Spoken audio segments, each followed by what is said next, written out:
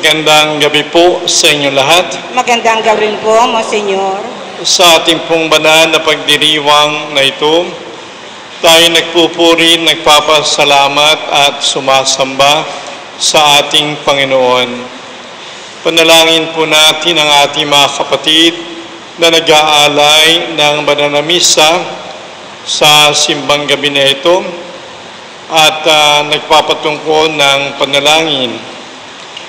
Panalangin din po natin ang ating mga kapatid, sina Marino at Angie, Mila, Teo, Eric, Marlene, Luz, Bobby, Jackie, Joel, Marisol, Christopher.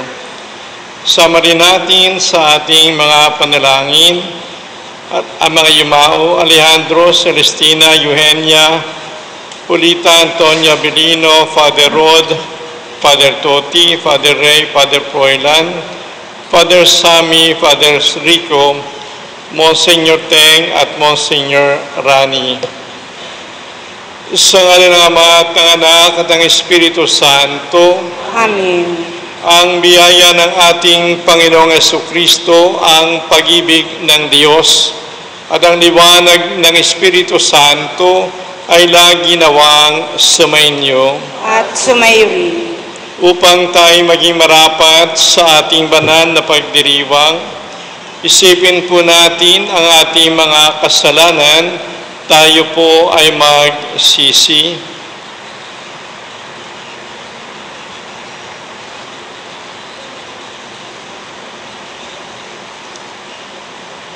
Inaamin ko sa makapangyarihang Diyos at sa inyo mga kapatid, na lubha ko nagkasala sa isip, salita, sa gawa, at sa aking pagkukulang, kaya sinasamo ko sa Mahal na Birheng Maria, sa lahat ng mga anghel at mga banal, at sa inyo mga kapatid, na ako'y panalangin sa Panginoong ating Diyos. Kawan tayo ng makapangyarihang Diyos, patawarin tayo sa ating mga kasalanan, patnubayan tayo sa buhay na walang hanggan. Amen. Panginoon, kaawaan mo kami. Panginoon, kaawaan mo kami. Kristo, kaawaan mo kami. Kristo, kaawaan mo kami. Panginoon, kaawaan mo kami. Panginoon, kaawaan mo kami. Ngayon po ay sisindihan natin ang huling kandila sa ating Advent Rite. Ang magsisinda po ay lolo o kaya lola.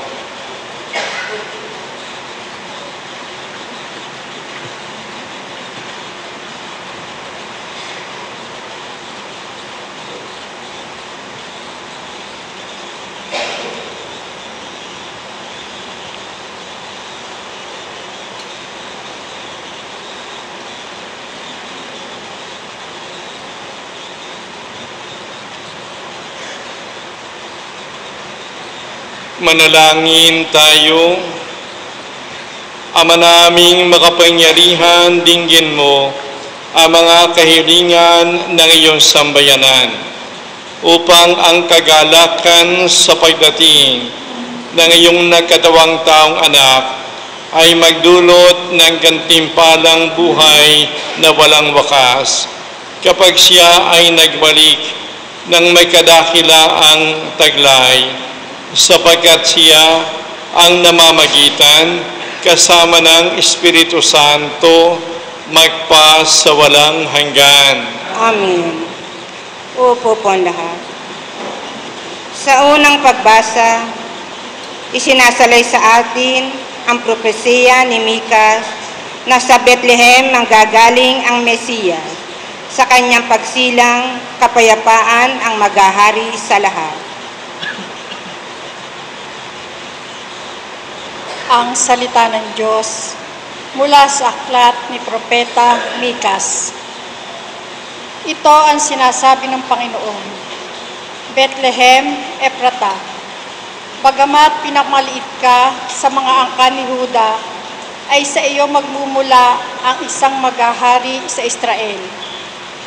Ang pinagmulan buhat pa nung una, mula pa nung unang panahon. Kaya nga, ang bayan ng Panginoon ay ibibigay niya sa kamay ng mga kaaway hanggang sa isilang ng babae ang sanggol na maghahari. Pagkatapos, babalik sa Israel ang nalabi sa bansang ito. Pagdating ng haring iyon, pamamahalaan niya ang Israel sa pamamagitan ng kapangyarihan ng Panginoon. Taglay niya ang kadakilaan ng pangalan ng Panginoon ng kanyang Diyos. At ang Israel ay mamumuhay na ligtas, sapagkat ang haring iyon ay kikilalanin ng buong sanlibutan.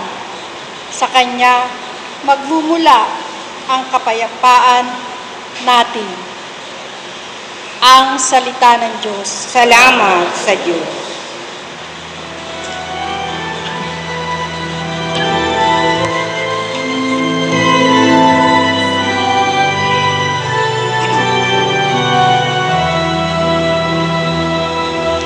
Akitin mo buong mahal, iligtas kami lawan. Akitin mo buong mahal, iligtas kami lawan. Pastol ng Israel, kami ay pakinggan. Mula sa trono mong may mga kerubin, kami ay tulungan. Sa taglay mong lakas, kami ay iligtas at tubusin sa hirap.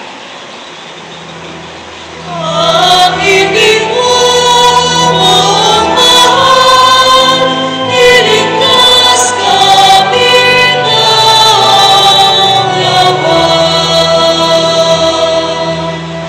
Ika'y manumbalik, O Diyos na dakila. Pagmasdan mo kami mula sa itaas, at ang punong ito'y muling pagyamanin at iyong iligtas. Lumapit ka sana, ang puno ng ubas na itinanim mo ay iyong iligtas. Yaang punong iyon na pinalagumot, iyong pinalakas. Akitin mo buong mahal, iligtas kami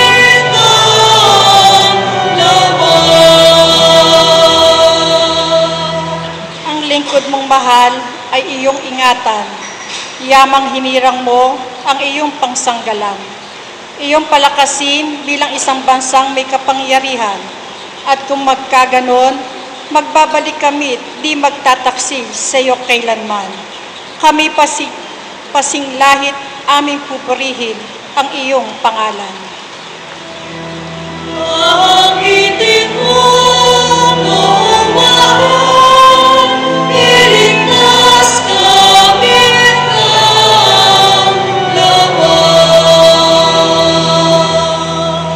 Sa ikalawang pagbasa, itinuturo sa atin na ang minsang pag-aalay ni Kristo ay ang pinakamakandang tanda ng pagsunod sa kalooban ng Diyos upang lahat ay maligtas.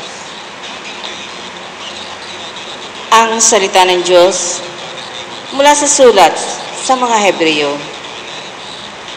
Noong si Kristo'y manaog sa sanglibutan, sinabi niya sa Diyos, ang mga hain at handog na mga hayop ay hindi mo ibig.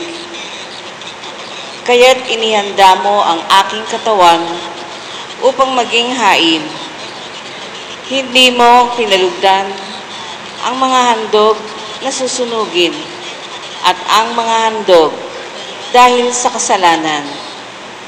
Kaya't aking sinabi, narito ako, O Diyos, upang tukdin ang iyong kalooban, ayon sa nasusulat sa kasulatan tungkol sa akin. Sinabi muna niya, hindi mo inibig o kinalugdan ang mga hain at handog na mga hayop, mga handog na susunugin at mga handog dahil sa kasalanan. Bagamat ito'y inihahandog ayon sa kautusan, sa kaniya sinabi, "Narito ako upang tupdin ang iyong kalooban." Inalis ng Diyos ang unang handog at pinalitan ng handog ni Kristo.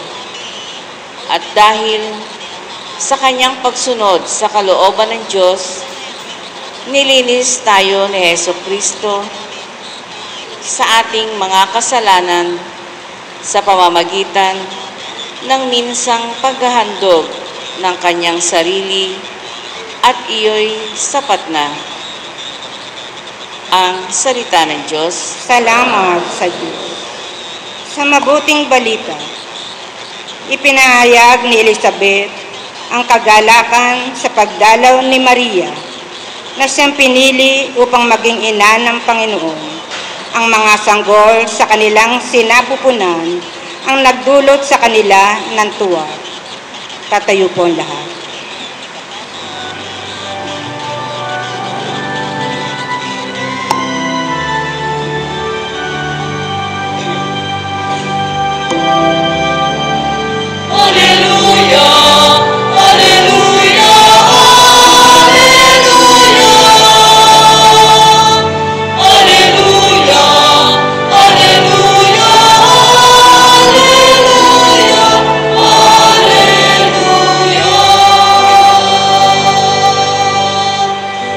Narito ang lingkod ng Diyos,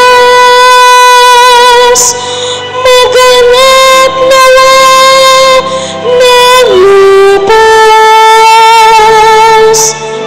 ang salita mong kaloob.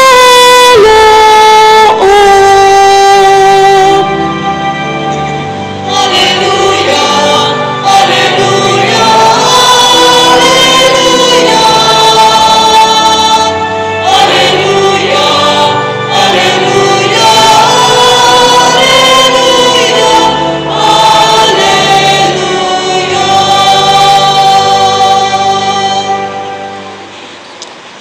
Sumainyo ang Panginoon. At sumayo rin.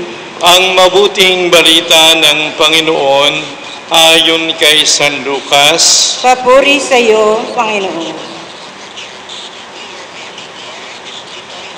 Hindi nagtagal at si Maria ay nagmamadaling pumunta sa isang bayan sa kaburulan ng Huda. Pagdating sa bahay ni Zacarias, binati niya si Elizabeth. Nang marinig ni Elizabeth ang bati ni Maria, nagagalaw ang sanggol sa kaniyang tiyan. Napuspos ng Espiritu Santo si Elizabeth at buong galak na sinabi, "Pinagpala ka sa mga babae at pinagpala rin ang dinadala mo sa iyong sinapupunan. Sino ako upang dalawin ang ina ng aking Panginoon? Sapagkat pagkarinig ko ng iyong bati, ay nagagalaw sa tuwa ang sanggol sa aking tiyan. Mapalad ka, sapagkat nanalig kang matutupad ang ipinasabi sa iyo ng Panginoon."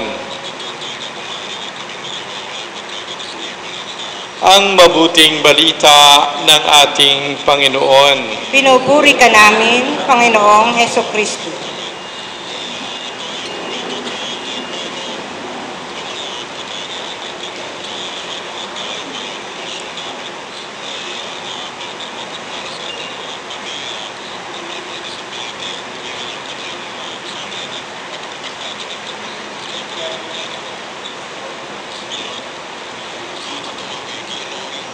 God is good all the time.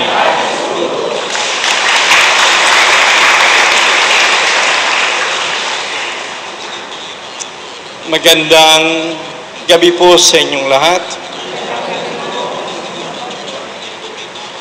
Anong date natin ngayon? 21. Nakakailang araw na tayo ng simbang gabi.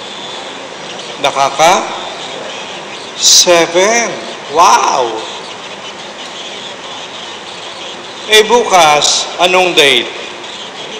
22.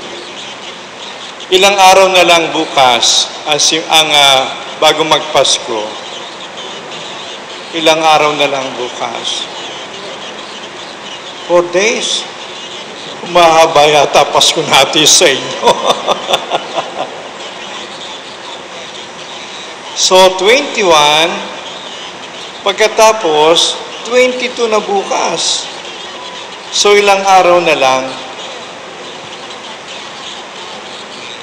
2 na ba?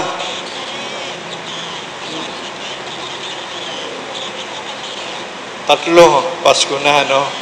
Bago natin i-celebrate ang Pasko, kahapon, ano ang date natin? 20. Anong tema natin kahapon, nung 20? Pananampalataya? Mukhang naligaw kayo. Ano kahapon? Ha? Pananampalataya. Pananampalataya. Tama naman pala yan. Pananampalataya.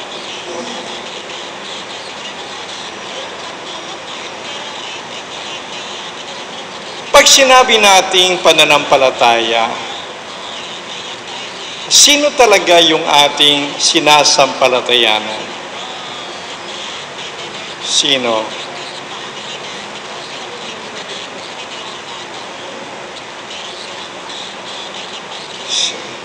Yung katabi mo? Sumasampalataya tayo.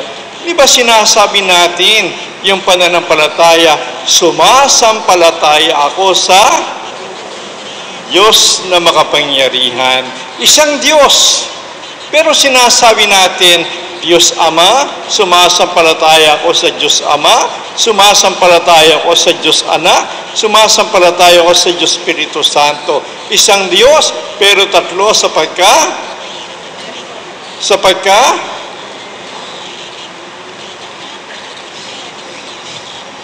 heresy yata yan. Tatlo sa pagka-persona. Yan. Sinabi natin isang Diyos, pero tatlo sa pagka-persona. Yan. Although sinabi natin, ang Ama ay Diyos, ang Anak ay Diyos, ang Espiritu Santo ay Diyos, pero isa lamang ang ating Diyos. Ngayon ay December.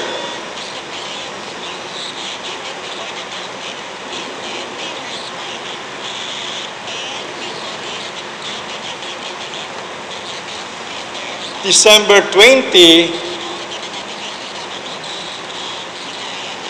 at ang ating tema ngayon na pag-uusapan, pakibasa nga ninyo, kababaan ng loob. Ano yung kabaliktaran ng kababaan ng loob? Mayabang. Mayabang. Sino sa inyong mayabang? Sino mayabang sa inyo? Walang mayabang dito. Kapag ikaw ay laging gusto mo bida, pagka ikaw iniisip mo mas mataas ka sa iba, kapag ka mataas ang eri mo, ikaw ay masasabi nating mayabang. Yeah. Mayabang. Pero kababaan loob ang ating pag-uusapan ngayon bilang daan patungo sa langit. Bilang daan patungo sa langit. Sa mabuting balita po, sinabi sa atin, nalaman ni Santa Maria na yung kanyang pisang si Elizabeth ay naglihi. At alam ni Santa Maria na siya ang magiging ina ng kataas-taasan, Panginoong Jesucristo. Alam niya yan, na siyang piniling maging ina. Sa lahat ng mga babae, iniintay na yung Mesiyas. Sa lahat ng babae, si Maria ang pinili na maging ina. Malaking pribilehyo. Subalit kahit na si Maria ay piniling maging ina, ang inisip niya tumulong kay Santa Elizabeth. At iyan ay masasabi nating kababaan ng loob ni Santa Maria. Pinakita ni Santa Maria ang kanyang kababaan loob sa pamagitan ng kanyang pagpunta sa Huda upang tumulong sa kanyang pisang si Elizabeth. At nang siya ay makarating sa bahay ni Elizabeth, binati niya si Elizabeth. At nang makita ni Elizabeth si Maria, siya rin ay bumati.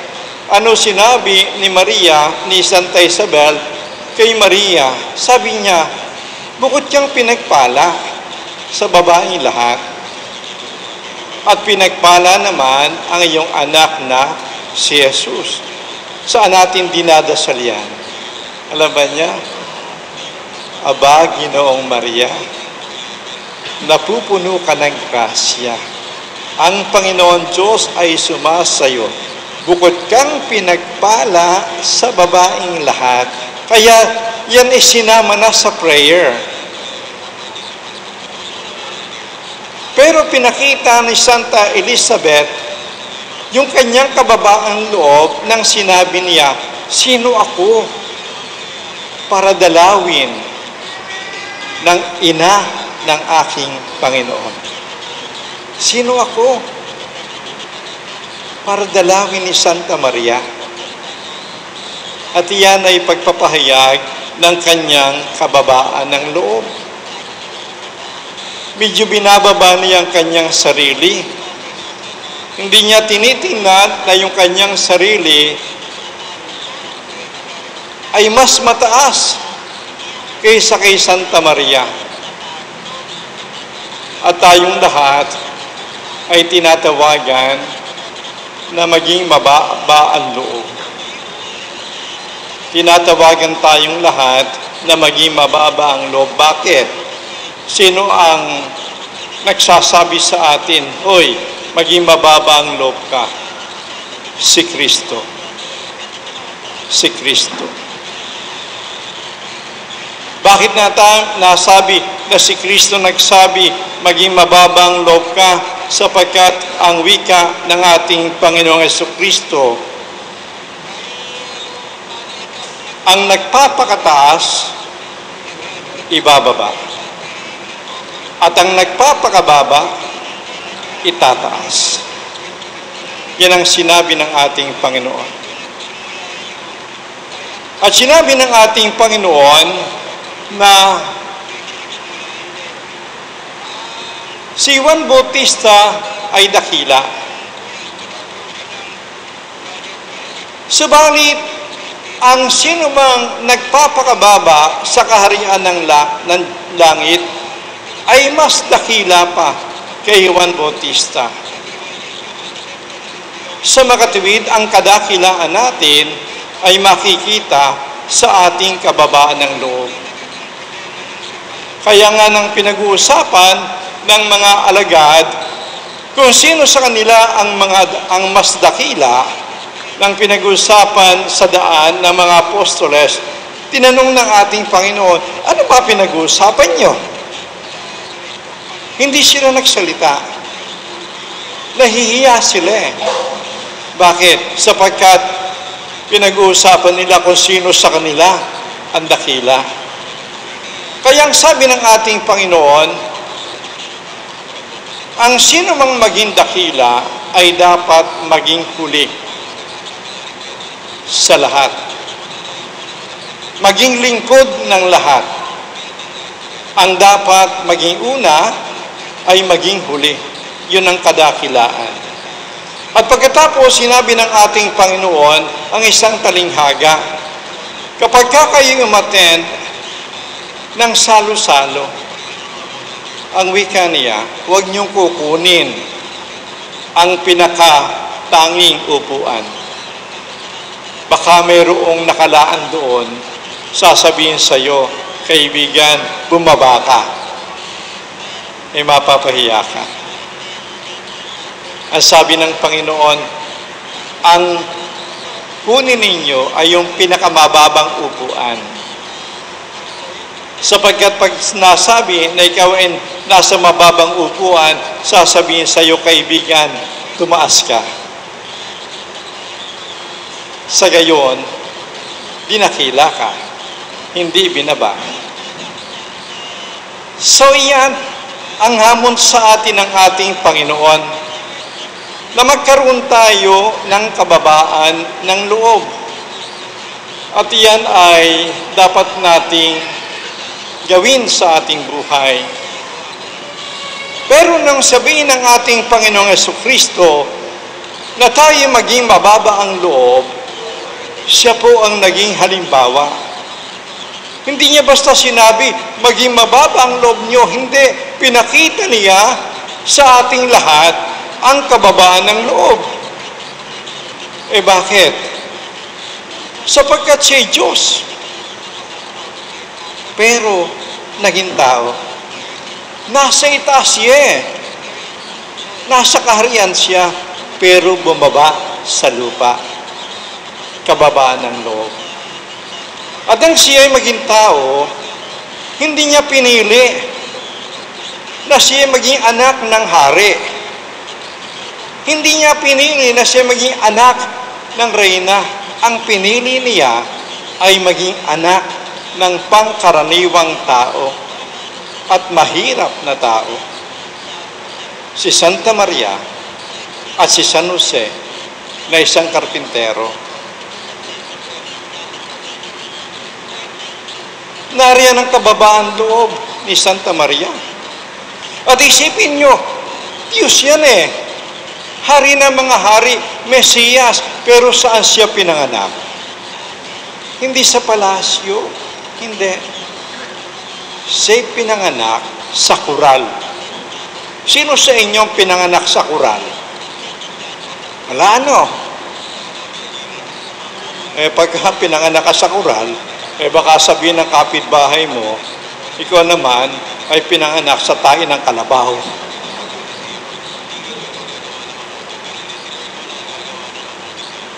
Kababaan ng loob yan na si Jesus ay pinanganak sa kural ng hayop at inilagay sa sapsaban. Nilagay sa sapsaban. At kababaan ng loob ang pinakita ng ating Panginoon sapagkat nang siya ay parurusahan, hindi siya umimik. Hindi siya umimik.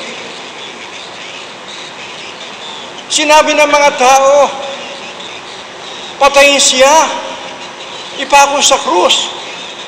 Pero hindi niya sinabi sa mga tao, hoy, binigyan kita ng paningin. Ngayon, gusto mo kong ipako sa krus. Hoy, ikaw ay pinagaling ko sa ketong. Ngayon, gusto mo kong ipako sa krus. Hoy, ikaw ay binigyan ko ng paraang makalakad sapagkat pilay ka. Tapos sasabihin mo ngayon, ipako sa krus. Pero, hindi siya umimik. Kahit wala siyang kasalanan. At iyan ay kababaang loob ng ating Panginoong Jesucristo. At ang pinakamataas na pagpapahayag ng kanyang kababaang loob nang tanggapin niya na siya'y maipako sa krus. Bakit? Wala namang kasalanan yan Wala siyang kasalanan. At pag sinabing ipako sa krus, parang silya elektrika yan. Binibigay yung parusa na ipako sa krus sa isang tao kapag siya ay gumawa ng isang krimeng napakabigat katulad ng pagpatay o kaya treason. Pero tahimik lamang si Kristo. Tinanggap yan. Yan ay kababaan ng loob. Kaya kung titingnan natin ang ating Panginoong Jesucristo ang magandang halimbawa ng kababaan ng loob. Kung tayo ay gusto niyang maging mababa ang loob, yun ay ginawa na niya bago pa man tayo sinabihan na sana maging mababa ang loob natin. Kababaan ng loob, ang modelo ay si Kristo.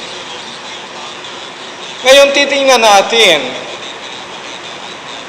ang kababaan ng loob natin ay maipapakita natin sa maraming paraan, sa maraming anyo. Kaya ang tanong natin ikaw ba mababa ang loob mo?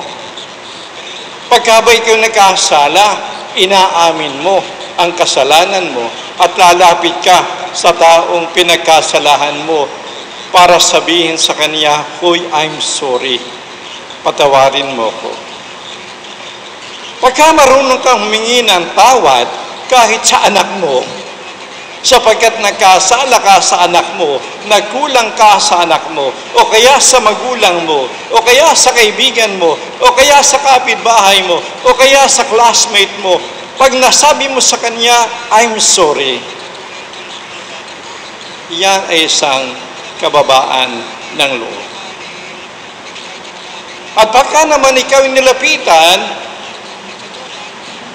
at sinabi, "I'm sorry," at ikaw naman ay nagpatawad, kahit masakit ang ginawa niya sa'yo, nagpatawad ka at sinabi mo, "I forgive you." That is kababaan ng loob. Mahirap ding magpatawad lalo kung masakit ang ginawa sa atin. Mahirap. Pero pagka ikaw nakapagpatawad, kababaan ng loob niyan. Pag ikaw ay mataas ang pwesto mo, pero ang trato mo sa mga nasa ilalim mo ay kinikilala mo ang kanilang talento at ginagamit mo ang kanilang talento para sa kabutihan ng opisina o ng sabayan, then that is what we call humility on your part. Hindi yung puro ako, kaya ko yan. Ako ang makapangyarihan ako ang masusunod Hindi. Yung bang makikinig ka sa kanila, yung bang tatanggapin mo ang kanilang talento, at you can make use of their talent, and that is kababaan ng loob. Kung ikaw ay mas mataas kaysa iba, subalit hindi ka nagmamayabang na mas magaling ka sa kanila, kundi iniisip mo rin na sila'y tao at sila'y may karapatan at ginagalang mo ang kanilang karapatan, then we can say that is humility on your part. Kababaan ng loob.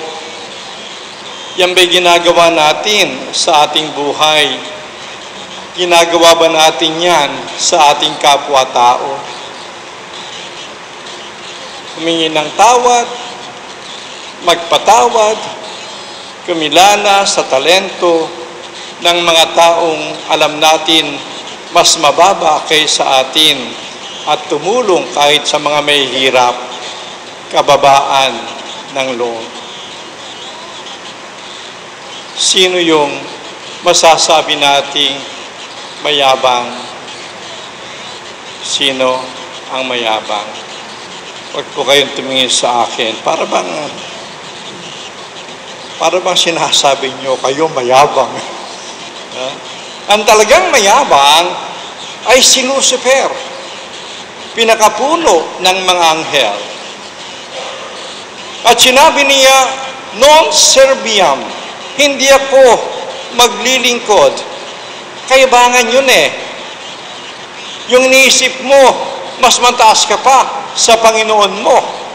Mas mataas ka pa sa boss mo. Kayabangan. At dahil sa kanyang kayabangan, siya'y naparusahan. At siya'y napunta sa impyerno at siya'y naging demonyo. Yan, mga mayayabang. Sino mukhang demonyo sa inyo? Wala, no? Wala. Hindi man tayo mayabang eh. Pero, ang mahal na birhen ay naging mababa ang loob. At dahil siya'y mababa ang loob, sa itinaas ng Panginoon. Pinagpala siya ng Panginoon. Inakyat siya sa langit ng Panginoon, katawan at kaluluwa. Mahal na birhen, mababa ang kalooban. Mga kapatid, ang kababa ng loob ay daan patungo sa langit. Daan patungo sa langit sapagkat maliwanag, ito ang pundasyon ng mga virtues. Pundasyon ng mga virtues. Bakit? Sapagkat kung ikaw ay mababa ang loob, madali kang maglingkod. Kung mababa ang loob mo, madali kang tumulong. Kung mababa ang loob mo, madali kang makinig. Kung mababa ang loob mo, madaling tanggapin yung kasalanan mo. Kung mababa ang loob mo, madali kang magmahal. Kung mababa ang loob mo, madali kang magpatawad. At ang lahat na magandang ugali na yan ay magdadala sa atin sa langit, sa buhay na walang hanggan. Kaya ang hamon sa atin, alisin na natin ang kayabangan sa buhay. Maging mababa ang loob natin nang sa gayon tayo ay maitaas ng ating Panginoon sa buhay na walang hanggan. Amen. Palakpakan natin ang Panginoon. Tatayo po ang lahat.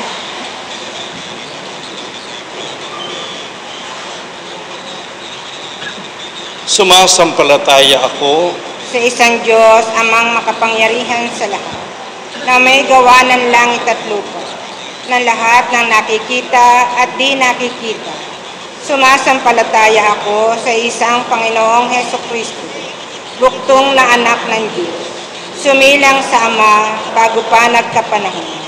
Diyos buhat sa Diyos, liwanag buhat sa liwanag. Diyos na totoo, buhat sa Diyos na totoo. Sumilang at hindi ginawa, kaysa ng Ama sa pagka-Diyos, at sa pamamagitan niya ay ginawa ang lahat. Dahil sa ating pawang mga tao, at dahil sa ating kaligtasan, siya ay nanaog mula sa kalangitan. Nagkatawang tao siya, lalang na Espiritu Santo, kay Mariang Birhen at naging tao. Inako sa krus dahil sa atin. Nagpakasakit sa hatol ni Poncio Pilato, namatay at nilibing. Muli siyang nabuhay sa ikatlong araw, ayon sa banal na kasulatan. Umakyat sa kalangitan at lumuklok sa kanan ng Amang may kapal. Paririto siyang muli na may dakilang kapangyarihan upang hukuman ang mga buhay at mga patay. Sumasampalataya ako sa Espiritu Santo, Panginoon at nagbibigay buhay na nanggagaling sa Ama at sa Anak. Sinasamba siya at pinararangalan kaysa ng Ama at ng Anak. Nagsalita siya sa pamamagitan ng mga propeta. Sumasampalataya ako sa isang banal na simbahang katolika at apostolika. Gayon din sa isang binyag sa ikapagpapatawad ng mga kasalanan. At hinihintay ko ang muling pagkabuhay na nangamatay at ang buhay na walang hanggan. Amen.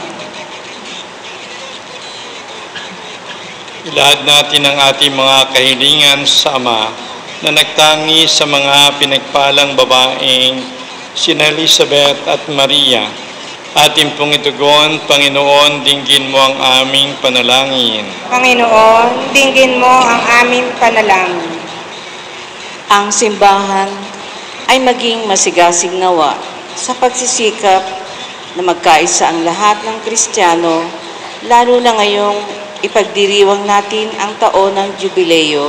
Manalangin tayo sa Panginoon. Panginoon, dinggin mo ang aming panalangin.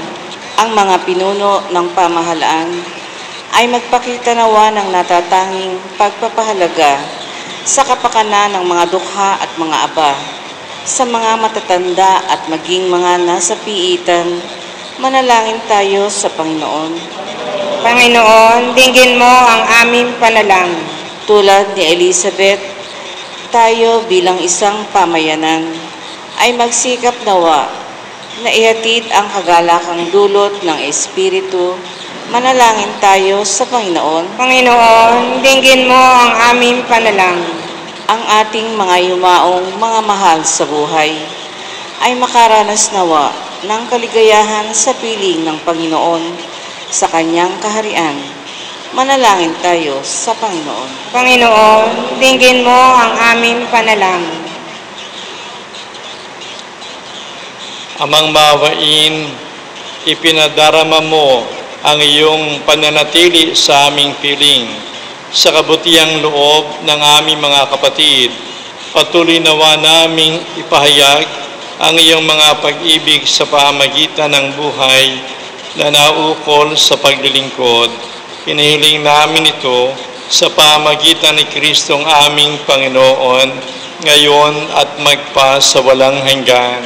Amen.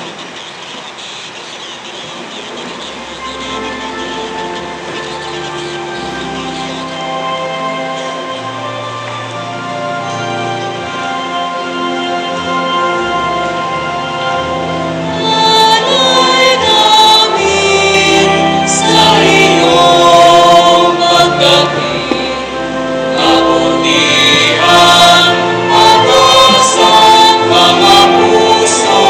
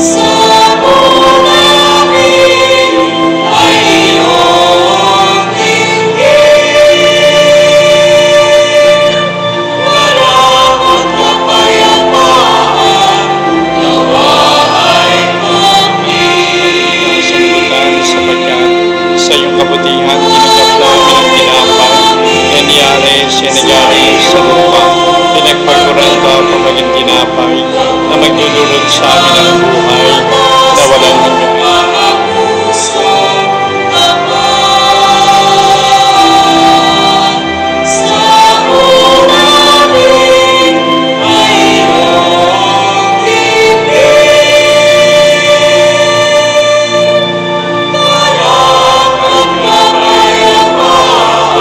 Sa manamika sa lubukan sa atin, sa iyong kabutihan, tinanggap namin ang alak na niyari sa iyo, na galing sa punong ubas.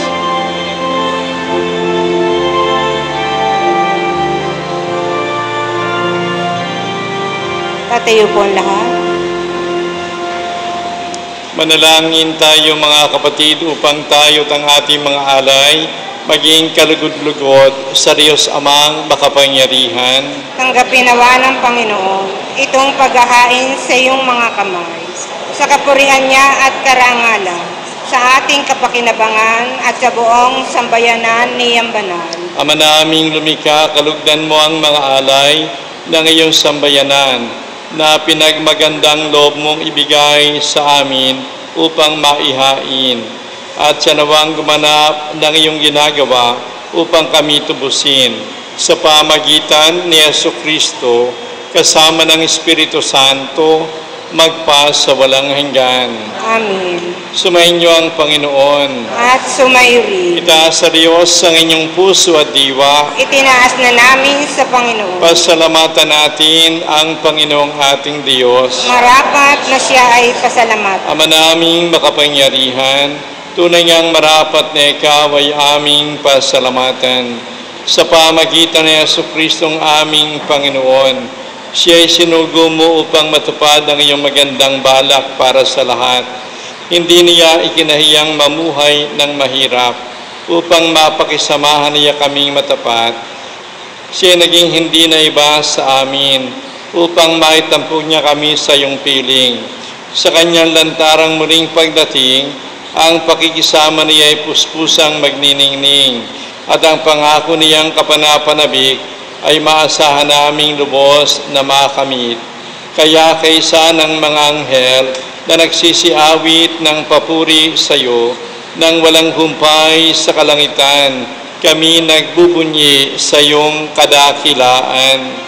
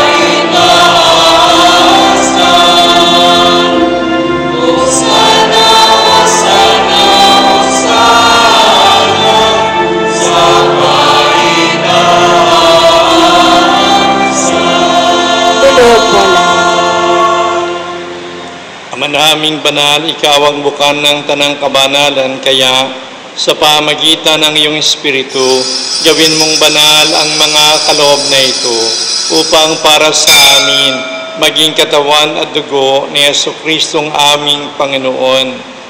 Bago niya pinagtiis ang kusang loob na maging handog, hinawakan niya ang tinapay, pinasalamatan kaniya, pinaghati-hati niya yun, iniabot sa kanyang mga alagad at sinabi, tanggapin ninyong lahat ito at kanin. Ito ang aking katawan na iyahandog para sa inyo.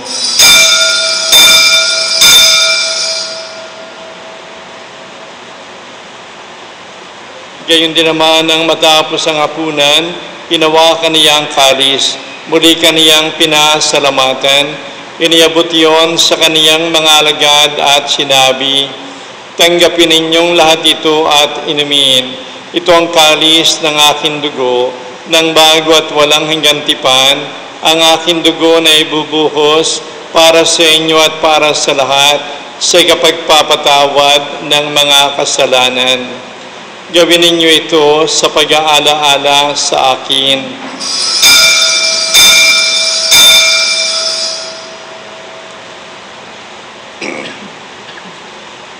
Tatayo po ang lahat. Ipagbunyi natin ang misteryo ng pananampalataya.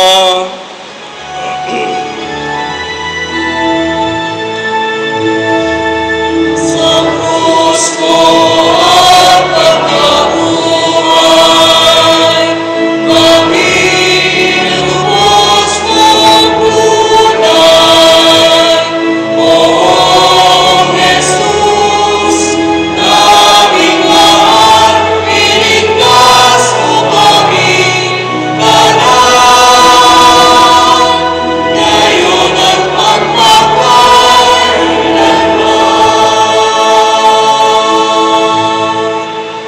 Ama, ginagawa namin ngayon ang pag-aalaala sa pagkamatay at muling pagkabuhay ng iyong anak, kaya iniaalay namin sa iyo ang tinapay na nagbibigay buhay at ang kalis na nagkakalob ng kaligtasan.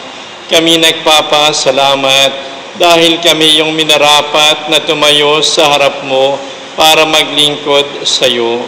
Sinasamo namin kami magsasalo-salo sa katawan at dugo ni Kristo ay mabuklod sa pagkakaisa sa pamamagitan ng Espiritu Santo.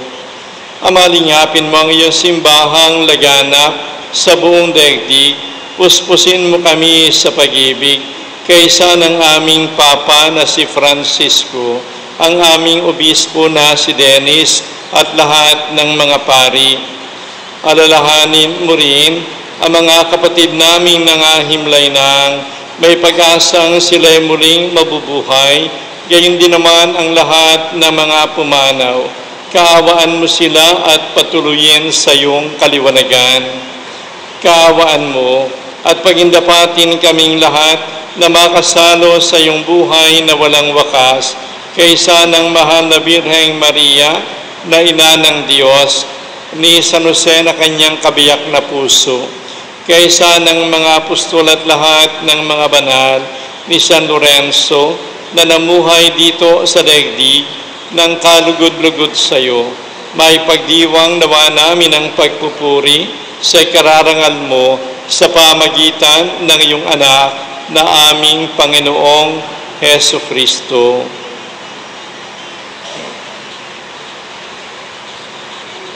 Sa pamagitan ni Kristo, kasama niya at sa Kaniya, ang lahat ng parangal at papuri ay sa iyo, Diyos Amang makapangyarihan, kasama ng Espiritu Santo, magpasa walang hanggan.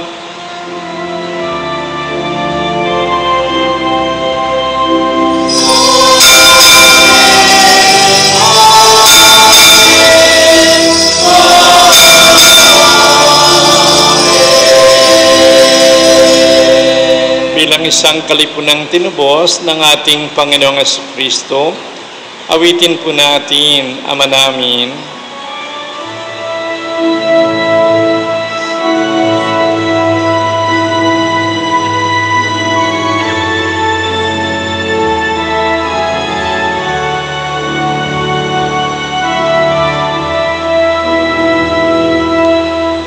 Ama namin, sumasalangit ka, sambahin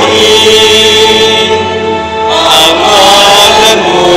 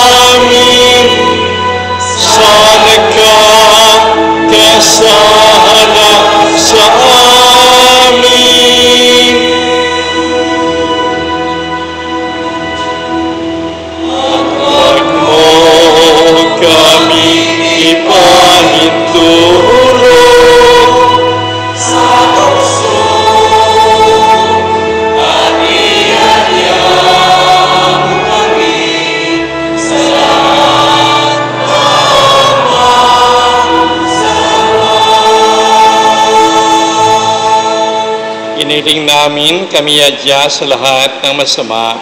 Pagkalooban ng kapayapaan, araw-araw iligtas sa kasalanan, ilayo sa lahat ng kapahamakan, samantalang aming pinananabikan ang dakilang araw ng pagpapahayag ng tagapagligtas namin, si Yesu Kristo.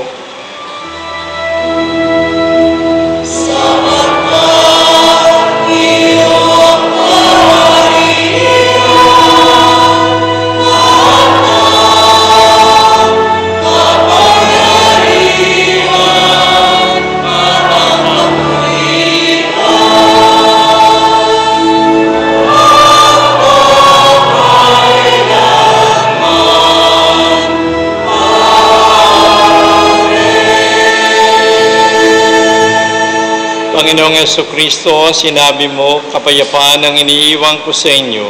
Ang aking kapayapaan ang binibigay ko sa inyo. Tunghayan mo ang aming pananampalataya, huwag ang aming mga pagkakasala. Pagkalooban mo kami ng kapayapaan at pagkakaisa, ayon sa iyong kalooban, kasama ng Espiritu Santo, magpa sa walang hanggan. Amen. Ang kapayapaan ng Panginoon, lagi nawang sumainyo. At sumairi. Magbigayan tayo ng kapayapaan sa isa't isa. Kordero ng Diyos na nag-aalis ng mga kasalanan ng sanlibutan, maawa ka sa amin. Kordero ng Diyos na nag-aalis ng mga kasalanan ng sanlibutan, maawa ka sa amin. Kordero ng Diyos na nag-aalis ng mga kasalanan ng sanlibutan, ipagkaloob mo sa amin ang kapayapaan. Luluhod po ang lahat.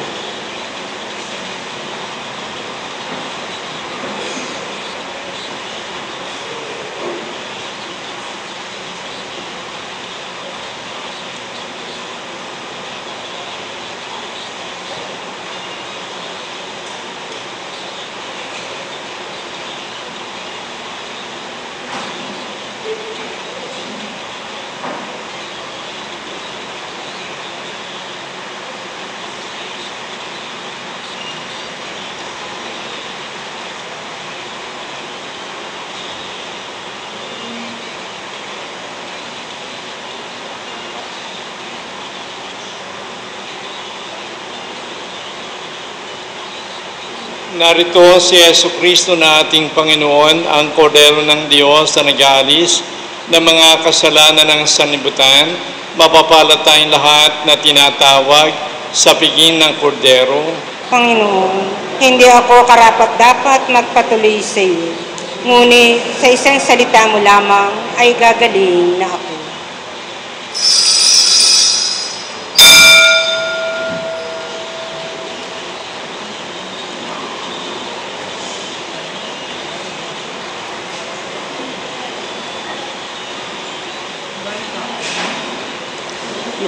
Yung mga nasa gilid po na makikinabang, kung maaari, ay pumila na rin doon sa gilid ng upuan na katapat ninyo. Doon po kayo pipila na rin para makinabang. Salamat po.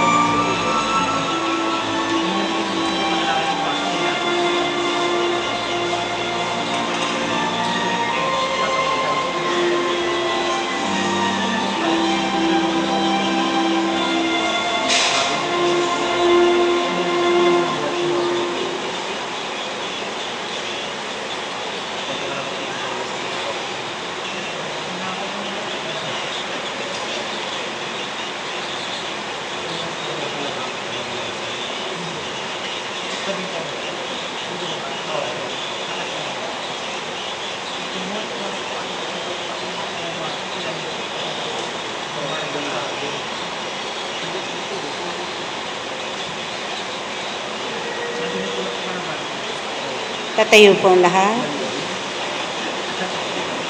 Manalangin tayo.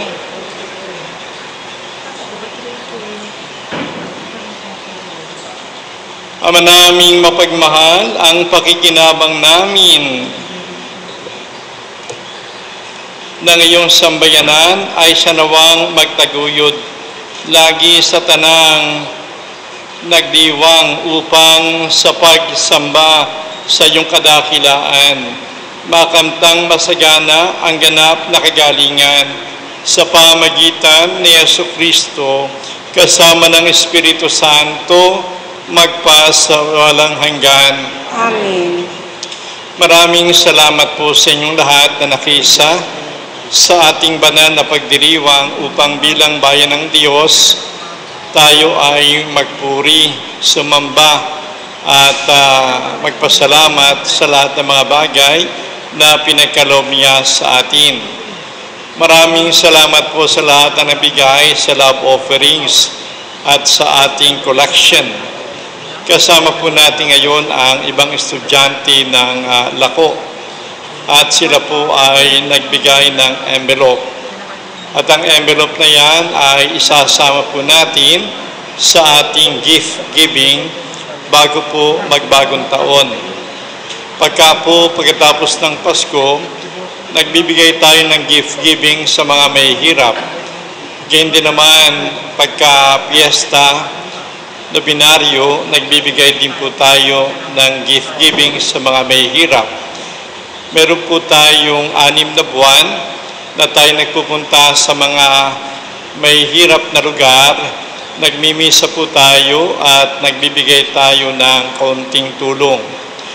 Nagmimisa rin tayo sa jail at nagbibigay rin po tayo ng kaunting tulong sa mga bilanggo sa ating bilangguan dito sa ating tabi ng ating munisipyo. So maraming salamat po sa lahat ng inyong tulong. No? Bukas po ay Sunday at meron po tayong misa ng 4:15. At dahil may misa na tayo ng 4:15, alanganin na po yung 6:30, wala na po tayong misa ng 6:30 ng umaga. Ang misa po natin ay 8 o'clock ng umaga at saka 9:30 ng umaga. Kaya may misa tayo sa gabi. Sa Pasko po, sa Miyerkules, may misa po tayo sa gabi, 2, at may misa pa rin tayo ng 6:30 ng umaga, ng 8 o'clock ng umaga at 9:30 ng umaga. Subalit wala na po tayong misa sa hapon. Kaya po yung lahat na nagsisimba pagkahapon, magsimba na po tayo sa umaga sapagkat wala tayong misa sa hapon sa ating parokya. Maraming salamat po sa lahat na nakisa sa ating banal na pagdiriwang, sa ating choir, sa ating LECOM, sa ating Eucharistic ministers, sa ating mga altar boys, sa ating kabataan na nangolekta at nag-asrets, sa ating mga SOCOM members na kumukuha ng litrato para po sa file ng record natin. Hindi po naman sa operator ng ating computer. Maraming salamat din po sa ating naglilista ng mga pamisa. Sa inyong lahat na nakiisa upang magdiwang tayo ng pagpupuri sa ating Panginoon, maraming salamat po. Palapakan po natin ang bawat isa. Sumayin niyo ang Panginoon At sumayo rin. pagpalain kayo ng makapangyarihang Diyos Ama at Anak at Espiritu Santo. Amen. Tapos na ang ating banal na misa, pumayo tayong mapayapa, lagi tayong magpasalamat at magpuri sa ating Panginoon Diyos. Salamat sa Diyos.